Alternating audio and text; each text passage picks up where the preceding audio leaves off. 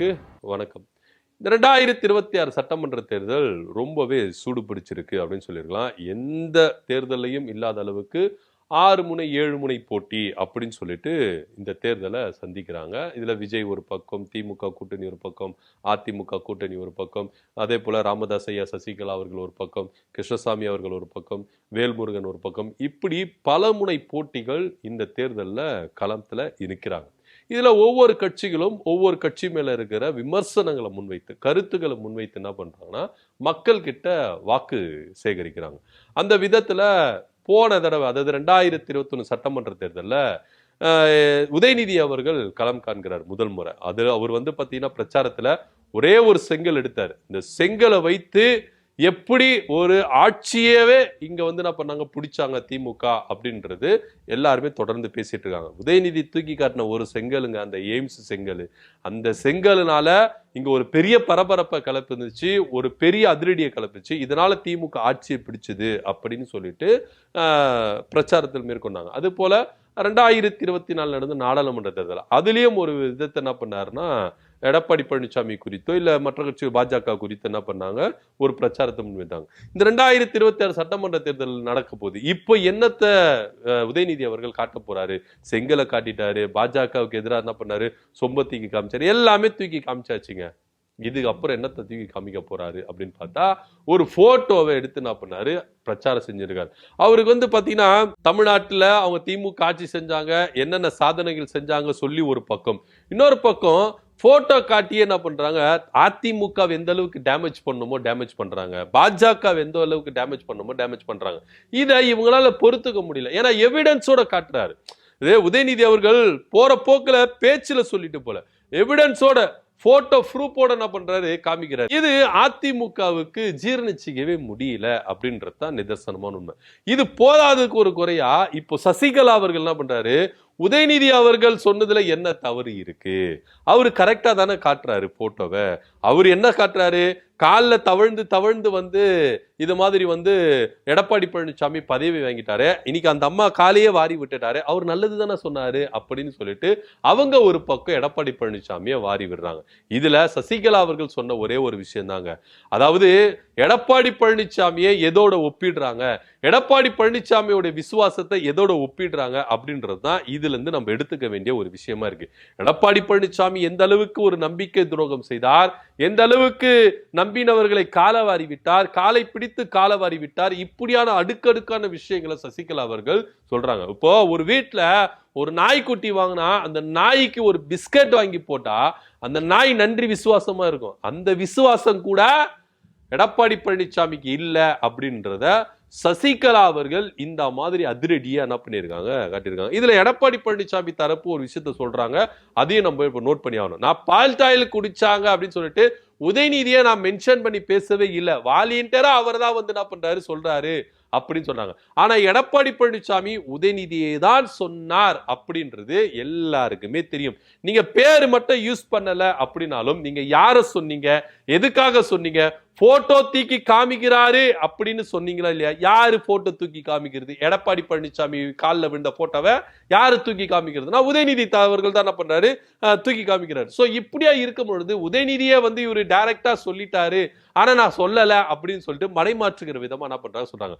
ஆனா நீங்க யாரால முதலமைச்சர் ஆனீங்க, எப்படி முதலமைச்சர் ஆனீங்க அப்படின்ற ஒரு விஷயத்த நீங்க பொதுமக்கள் கிட்ட சொல்லவே இல்லை. இவரு உழைச்சி வந்தேன், எப்படி உழைச்சி வந்தீங்க, யாரால உழைச்சி வந்தீங்க, அதை சொல்லுங்க ஐயா, அதுக்கான எவிடன்ஸை காட்டுங்க ஐயா, அதுக்கான ப்ரூஃபை காட்டுங்க ஐயான்னா சொல்லவே இல்லை. எடப்பாடி பழனிசாமி காலை பிடித்து பதவிக்கு வந்தார் அப்படின்றது நாடே அறியும், ஊரே அறியும். ஏன் அதிமுக காரங்களே அறிவாங்க எடப்பாடி பழனிசாமி ஏன் முதலமைச்சர் ஆனாரு, எதுக்காக முதலமைச்சர் ஆனாரு, எப்படி முதலமைச்சர் ஆனாரு, எதை கொடுத்து முதலமைச்சர் ஆனாரு, எதை பிடித்து முதலமைச்சர் ஆனாருன்றது அதிமுக காரங்களுக்கே எல்லாருக்கும் தெரியும். ஆனா இப்போ நான் இப்படி பண்ணல அப்படி பண்ணலன்னு சொல்லிட்டு போற போக்கில் சொல்லிட்டு போனா எப்படி சார் அப்படின்னு தான் எல்லாரும் என்ன பண்றாங்க, கேள்வி கேட்டு இருக்காங்க.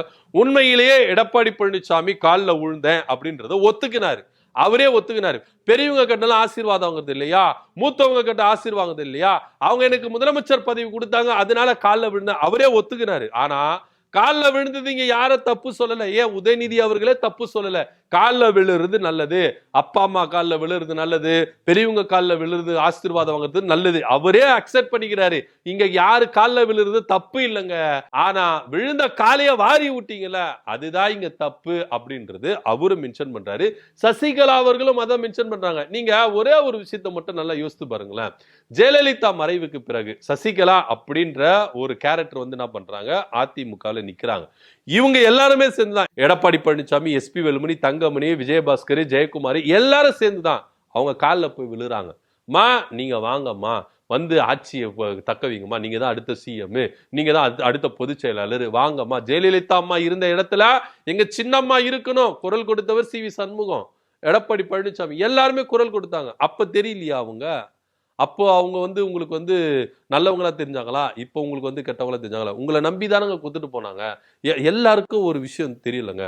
ஏன்னா ஒருத்தருங்களை நம்பி அவங்க கிட்ட பொறுப்பை கொடுத்துட்டு போறோம்னா என்ன மாதிரி ஒரு துரோகம் செஞ்சு எப்படி கொள்ளை அடிச்சு எப்படியெல்லாம் வந்து தான் வசம் இழுத்துக்கணுமோ அந்த அளவுக்கு வசத்தை ஏத்துறீங்க. யாரெல்லாம் உங்களுக்கு உதவி செஞ்சாங்களோ அவங்களை எல்லாரையும் நீங்க வந்து என்ன பண்றீங்கன்னா வெளியே போறீங்க. இதுல அந்த அம்மா மென்ஷன் பண்றாங்க, உதயநிதி ஸ்டாலின் அவர்களை குறித்து இந்த அளவுக்கு ஒரு வன்மத்தை எடப்பாடி பழனிசாமி கேட்கிறார். பால்டர் இது ரொம்ப முக்கியமா?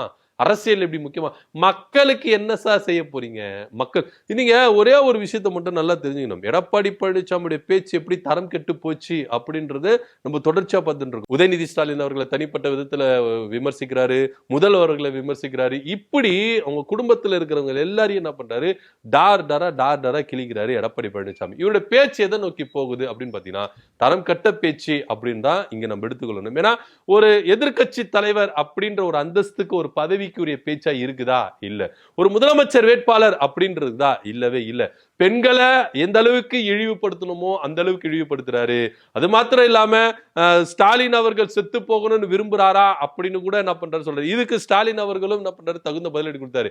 நான் செத்து போறத எடப்பாடி பழனிசாமி விரும்புறாரா? நான் ஒரு நாள் சாவங்க, எல்லாரும் செத்துதான் போவாங்க, மண்ணுக்கு புதையில போவாங்க. ஆனா நான் செயல்படுத்தின திட்டம் இருக்குல்ல, இந்த திட்டம் ஸ்டாலின் இருக்கிறாரு, ஸ்டாலின் ஆளுவாரு அப்படின்னு அவர் பகிரங்கமா சொன்னார். இதை யாரால மறுக்க முடியுமா? முடியாது. ஏன்னா முதலமைச்சர் மு க ஸ்டாலின் அவர்கள் செயல்படுத்தின திட்டங்கள் எல்லாமே இன்னும் உயிரோட தான் இருக்கு. இதுக்கப்புறமா உயிரோட தான் இருக்கும். முதல்வர் ஸ்டாலின் அவர்கள் சொன்ன மாதிரி அவர் இல்லைன்னா கூட அவர் மக்கள் மத்தியில வாழ்ந்துட்டு இருப்பாரு அவருடைய செயல் திட்டங்கள் மூலமா. இது யாராலும் மறுக்க முடியாது. நீங்க ஒரு கட்சி மேல விமர்சனம் வைங்க, ஒரு தலைவர்களை விமர்சனம், ஆனா தனிப்பட்ட முறையில இந்த மாதிரி ஒரு இழிவான சொற்களை, தரம் கெட்ட சொற்களை பயன்படுத்த கூடாது அப்படின்னு தான் எல்லாருமே விரும்புவாங்க. ஏன்னா நீங்க வகிக்கிற பதவிக்கு அது அழகு இல்லைங்க.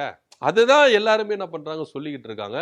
சோ இதுக்கப்புறமாவது எடப்பாடி பழனிசாமி தன்னுடைய பிரச்சாரங்கள்ல தன்னுடைய பேச்சை மாத்தி பாரு. மக்களுக்கு என்ன செய்ய போறீங்க? நீங்க ஆட்சிக்கு வந்துட்டா மக்களுக்கு என்ன பண்ண போறீங்க? மக்களுக்கு தேவை, அடிப்படை தேவைகளை எது செயல்படுத்த போறீங்க? ஒவ்வொரு தொகுதியிலும் மக்கள் படுகிற கஷ்டங்களை எடுத்து சொல்லுங்க. மக்கள் தானா உங்களுக்கு ஓட்டு போடுவாங்க அப்படின்றது தான் எல்லாருடைய கருத்தா இருக்குது. ஆனா நீங்க திமுகவை விமர்சிக்கிறேன், திமுகவை அட்டாக் பண்றேன், திமுகவை டேமேஜ் பண்றேன் இப்படின்னு சொல்லிட்டு தலைவர்களை தனிப்பட்ட விதத்துல நீங்க அட்டாக் பண்றீங்க. இது ஒரு நாகரிகமான அரசியலா அப்படின்னா கிடையவே கிடையாது. இப்போ சசிகலா அவர்கள் சொன்ன மாதிரி ஒரு நாய் கூட ஒரு நல்ல விசுவாசம் இருக்கும், ஒரு பிஸ்கெட் வாங்கிட்டு போனா. ஆனா எடப்பாடி பழனிசாமிக்கு நல்ல விஷயமே இல்லை அப்படின்னு, விசுவாசமே இல்லை அப்படின்றத சொல்றாங்க. எடப்பாடி பழனிசாமி குறித்து உதயநிதி ஸ்டாலின் அவர்கள் சொன்னது கரெக்ட். வராங்க, சப்போர்ட்டுக்கு வராங்க, உதயநிதிக்கு சப்போர்ட்டுக்கு சசிகலா வராங்க. அவர் என்னங்க தப்பா சொல்லிட்டாரு? கரெக்டா தாங்க சொன்னாரு. எடப்பாடி பழனிசாமி காலில் விழுந்து பதவி வாங்கினாரு. உண்மையா இருந்தாரா, விசுவாசமா இருந்தாரா? என் காலை தவறி வாரி விட்டுட்டு தானே போனாரு சொல்றாங்க, சசிகலா அவர்கள் சொல்றாங்க. சோ எடப்பாடி பழனிசாமியுடைய சுயரூபம் எல்லாமே வெளியே வந்துருது. எடப்பாடி பழனிசாமி மக்களால் தேர்ந்தெடுக்கப்பட்ட முதலமைச்சரா? கிடையவே கிடையாது அப்படின்றதான் நிதர்சனமான உண்மை. அவரு மக்களால் தேர்ந்தெடுக்கப்பட்ட முதலமைச்சர் ஆகிறதுக்கு தான் 2021 முதலமைச்சர் வேட்பாளராக இருந்தாரு. மக்கள் அவரை நிராகரிச்சாங்க, எதிர்கட்சி தலைவரா உட்கார வச்சாங்க. இந்த 2026 திரும்பவும் மக்களால் தேர்ந்தெடுக்கப்பட்ட முதலமைச்சரா எடப்பாடி பழனிசாமி வருவாரு அப்படின்றதான் இப்போ ஒரு முதலமைச்சர் வேட்பாளர் நிக்கிறாரு. ஆனா இந்த தடவை எதிர்கட்சியா கூட வர முடியாது அப்படின்னு ஒரு சூழ்நிலைக்கு தான் அதிமுக அதல பாதாளத்துக்கு போகுது. அதிமுக கூட சேர்ந்து மற்ற கட்சிகளும் அதல பாதாளத்துக்குள்ள போகுது அப்படின்றது தான் நிதர்சனமான உண்மையா இருக்கு. சசிகலா அவர்கள் எடப்பாடி பழனிசாமி குறித்து வன்மையான ஒரு சொல்ல வந்து என்ன பண்ணிருக்காங்க சொல்லியிருக்கிறாங்க, உண்மையாவும் சொல்லியிருக்காங்க. அதையும் நம்ம பதிவு பண்ணணும். உதயநிதி ஸ்டாலின் அவர்கள் காட்டுற மாதிரி அந்த படத்துல இருக்கிறது எடப்பாடி பழனிசாமி கால்ல போயிட்டு என்ன பண்றாரு, தவழ்ந்து போறாரு. அது கார்பரேட் இல்ல, எடப்பாடி பழனிசாமி தான்.